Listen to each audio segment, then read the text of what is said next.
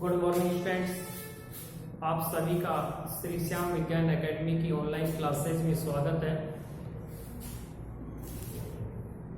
कल मैंने आपको पढ़ाया था जीव विज्ञान का सामान्य परिचय, जिसमें वनस्पति विज्ञान का जनक, पोषक और उसकी विभिन्न शाखाओं के बारे में हमने क्या किया था, अध्ययन किया था। आज हम पढ़ेंगे जूलॉजी। जूलॉजी दो शब्दों से मिलकर बना है। जूलॉजी दो शब्दों से मिलकर बना है। एक जॉइंस प्लस लोगस। जॉइंस यानी कि एन एनिमल, लोगस का मतलब स्टडी, यानी कि इसमें अपन किसकी स्टडी करेंगे? जंतुओं की क्या करेंगे? स्टडी। तो जीव विज्ञान की वह शाखा जिसके अंतर्गत किसका अध्ययन किया जाता है? जीव जंतुओं का अध्ययन किया जाता है, उसे अपन कहेंगे जंतु विज्ञान। क्या कहेंगे? जंतु विज्ञान। उसे अपन कहेंगे जंतु विज्ञान। जंतु विज्ञान का जो जनक है वो कौन है? अरस्तु है। अगर अपन अरस्तु की पुस्तक देखें तो अरस्तु की जो पुस्तक थी वो थी हिस्टोरिया एनिमल। और वनस्पति विज्ञान का जनक कौन था? थियोफ्रेस्टस। उनकी पुस्तक थी हिस्टोरिया प्लांटेरम। ठीक है। तो जंतु विज्ञान का जो जनक है, जंतु विज्ञान का जनक कौन कहलाएगा? अरस्तु कहलाता है। और अरस्तु की जो पुस्तक है वो कौन सी है? हिस्टोरिया एनिमल है। अब अपन जंतु विज्ञान की कुछ शाखाएं देखते हैं। जंतु विज्ञान की शाखाएं, यानी कि जिसमें अपन जीव जंतुओं का क्या करेंगे? अध्ययन। सबसे पहले आता है बैक्टीरियोलॉजी। ठीक है। तो बैक्टीरियोलॉजी के अंतर्गत हम किसका अध्ययन करेंगे? बैक्टीरियोलॉजी के अंदर अपन अध्ययन करते हैं किसका? जीवाणुओं का क्या करते हैं? अध्ययन। जीवाणुओं का क्या करेंगे? अध्ययन करेंगे। Number 2, virology. वायरोलॉजी में किसका अध्ययन करेंगे? वायरसों का क्या करेंगे? अध्ययन करेंगे। एक क्वेश्चन ये आता है, सजीव और निर्जीव के बीच की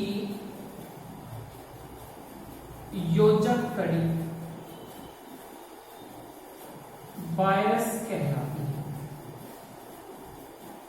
क्या कहलाती है? वायरस। ठीक है। तो जंतु विज्ञान में जीव जंतुओं का अध्ययन करेंगे। जंतु विज्ञान का जो जनक होगा अरस्तु होगा। पुस्तक होगी हिस्टोरिया एनिमल होगी। बैक्टीरियोलॉजी में बैक्टीरिया यानी कि जीवाणु का अध्ययन करेंगे। वायरोलॉजी के अंदर अपन किसका अध्ययन करेंगे? वायरस का अध्ययन करते हैं। और इस वायरस को सजीव और निर्जीव के बीच की योजक कड़ी कहते हैं। तीसरा है साइटोलॉजी। साइटोलॉजी के अंदर अपन कोशिका का क्या करेंगे? अध्ययन करेंगे। किसका अध्ययन करेंगे? कोशिका का अध्ययन करेंगे। अगर जंतु पढ़ रहे हैं तो जंतु कोशिका का अध्ययन करेंगे, और पादप पढ़ रहे हैं तो पादप कोशिका का अध्ययन, यानी कि कोशिकाओं का जो अध्ययन है वो क्या कहलाएगा? उसे कहेंगे अपन हिस्टोलॉजी। नंबर 4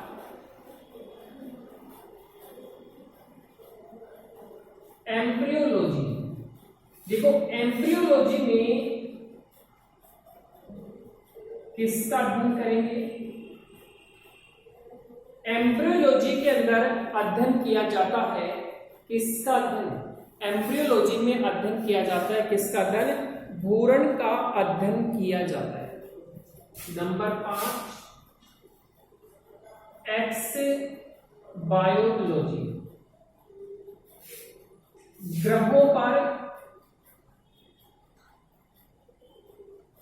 जीवों का अध्ययन। ग्रहों पर जीवों का जो अध्ययन है वो क्या कहलाता है? एक्सो बायोलॉजी कहलाता है। ग्रहों पर जीवों का जो अध्ययन है वो क्या कहलाता है? एक्सो बायोलॉजी कहलाता है। उसके बाद में अपन करें माइक्रोबायोलॉजी। नंबर 6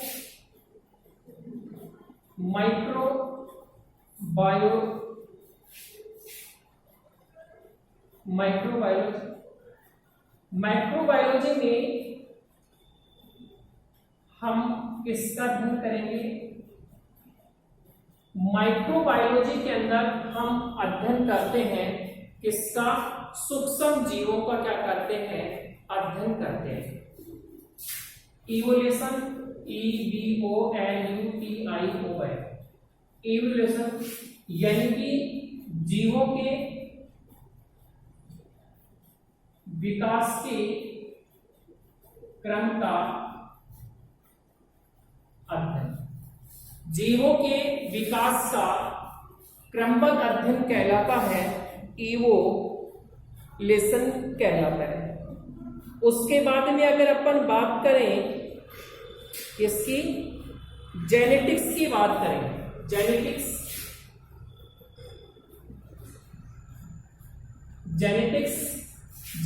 में आनुवांशिकता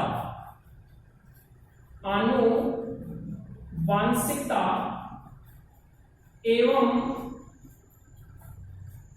विभिन्नताओं का, आनुवांशिकता एवं विभिन्नताओं का क्या किया जाता है? अध्ययन किया जाता है। उससे अपन क्या कहेंगे? जेनेटिक्स कहेंगे। नंबर देखो एनाटॉमी। अगर अपन किसी भी जीव के आंतरिक संरचना का अध्ययन करते हैं तो उसे एनाटॉमी, और एक होता है मोर्फोलॉजी। बाह्य संरचना का जो अध्ययन है वो क्या कहलाएगा? मोर्फोलॉजी कहलाता है।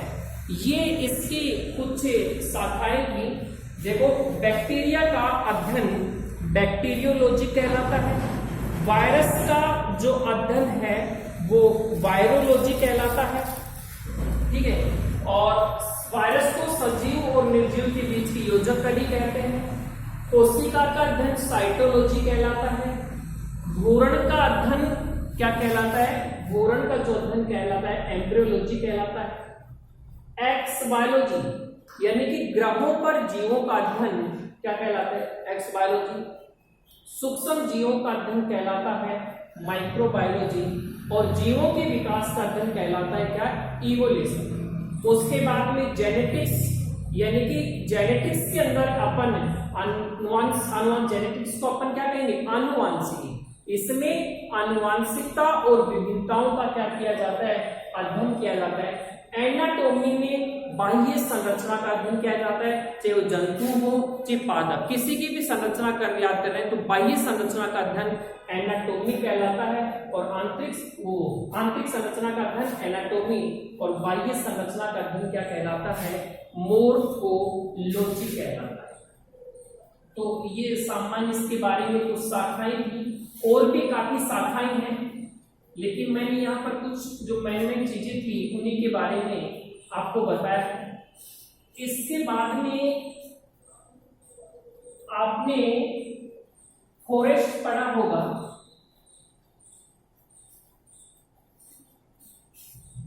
फॉरेस्ट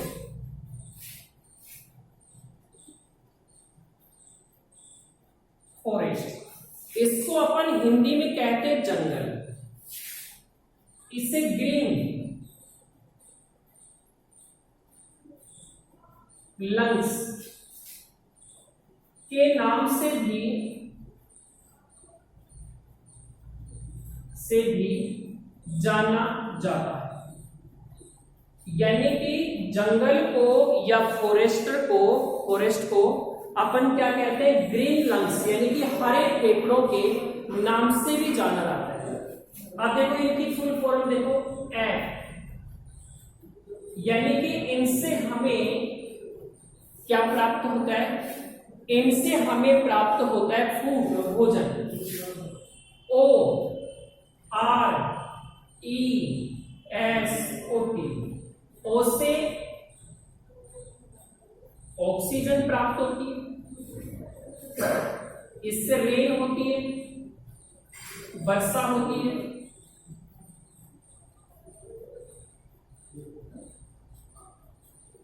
एनवायरमेंटल प्रोटेक्शन, वातावरण को सुरक्षा प्रदान करते हैं। सॉइल कंजर्वेशन, मिट्टी का संरक्षण करते हैं। और इनसे हमें क्या प्राप्त होती है, टिम्बर। ये इसकी मैंने फुल फॉर्म लिखवा दी, किसकी, फॉरेस्ट, जंगल की।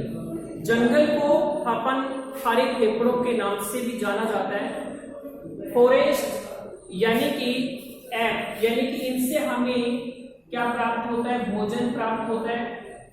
इनसे हमें क्या प्राप्त होती है, जंगलों से ऑक्सीजन प्राप्त होती है, इनसे वर्षा होती है। और ये वातावरण को या फिर पर्यावरण को प्रोटेक्शन, यानी कि क्या प्रदान करते हैं, सुरक्षा प्रदान करते हैं। मिट्टी का संरक्षण करते हैं, यानी कि मिट्टी को कटने से रोकने का क्या करते हैं, कार्य करते हैं। और इनसे हमें क्या प्राप्त होती है, लकड़ी प्राप्त होती है। किनसे प्राप्त होती है, फॉरेस्ट, यानी कि इनसे क्या होती है, प्राप्त होती है। हो गए यहाँ तक? चलो अगला देखते हैं अपन। अगला है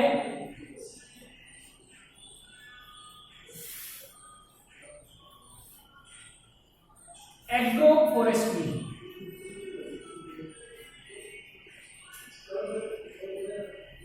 इसको अपन कहते हैं कृषि वानिकी।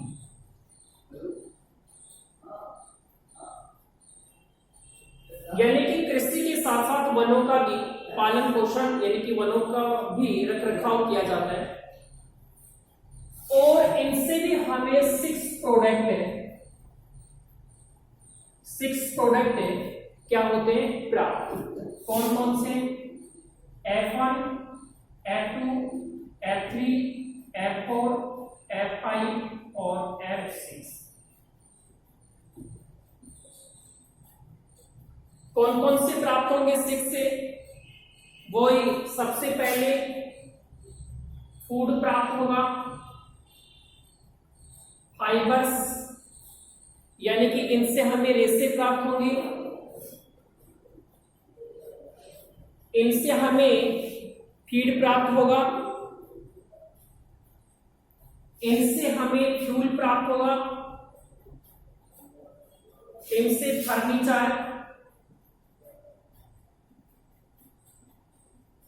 इनसे हमें क्या प्राप्त होगा, फर्नीचर प्राप्त होगा।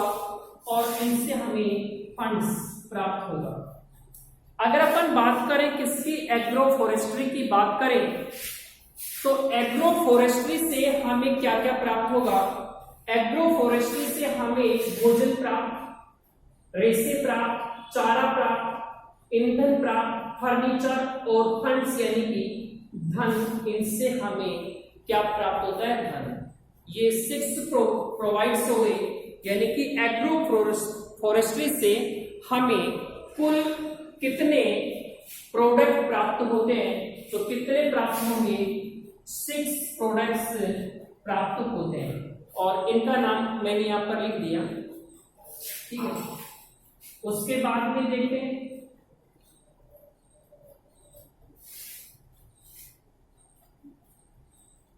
यानी कि सबसे बड़ा आवर्त बीजी,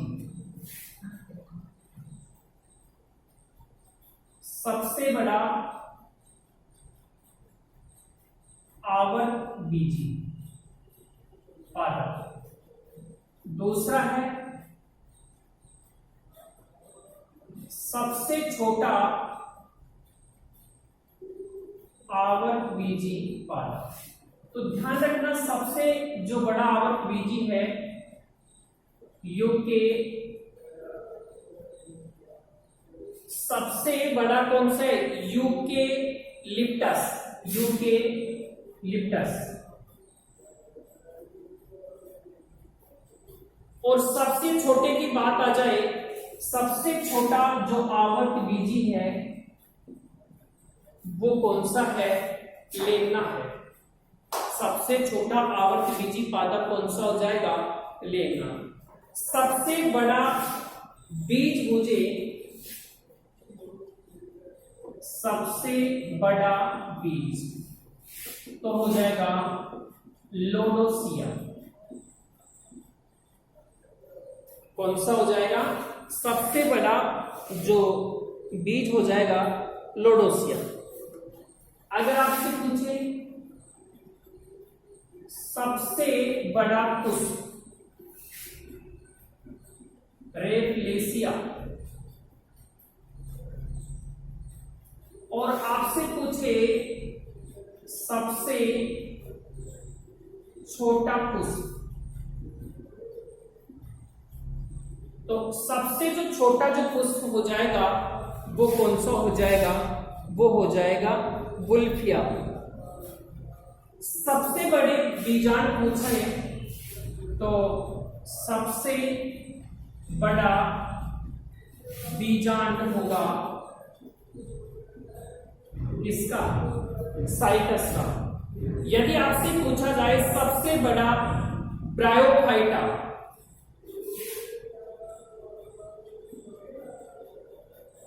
सबसे बड़ा ब्रायोफाइटा, तो सबसे बड़ा जो ब्रायोफाइटा है वो कौन सा है? डाउसोनिया। कौन सा है? सबसे बड़ा ब्रायोफाइटा तो डाउसोनिया। और अगर बात आ जाए सबसे छोटे ब्रायोफाइटा तो हो जाएगा जुओप्सिस। कौन सा हो जाएगा? जुओप्सिस। तो सबसे बड़ा जो आवर्त बीजी है पादप वो है यूकेलिप्टस, सबसे छोटा है लेमना, सबसे बड़ा बीज है लोडोसिया का, सबसे बड़ा पुष्प है रेफलेसिया, सबसे छोटा पुष्प कौन सा है? वुल्फिया, सबसे बड़ा जो बीजांड कौन सा हो जाएगा? साइकस, सबसे बड़ा ब्रायोफाइटा कौन सा हो जाएगा? डाउसोनिया, और सबसे जो छोटा ब्रायोफाइटा हो जाएगा कौन सा? जुओपिस। अगर सबसे बड़ा पोंग पूछे, सबसे बड़ा पोंग इस तो सबसे बड़ा पोंग भी किसका होगा? सबसे बड़ा पोंग भी किसका होगा?